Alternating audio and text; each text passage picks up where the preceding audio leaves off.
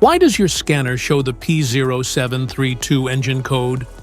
What does it mean?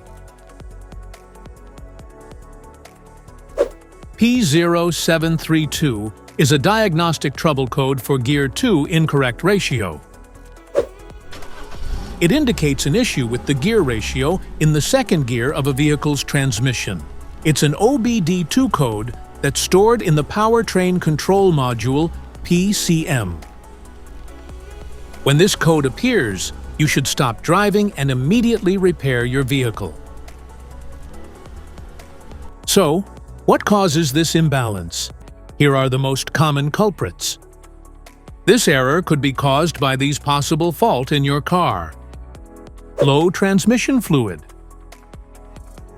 faulty shift solenoids, bad speed sensor, transmission failure, wiring harness or computer issue. Each DTC code corresponds to a specific issue in your vehicle. Especially comes in BMW X5, Hyundai Accent, Chevy Equinox.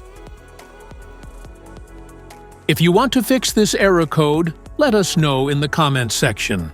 We will definitely make the video on your demand.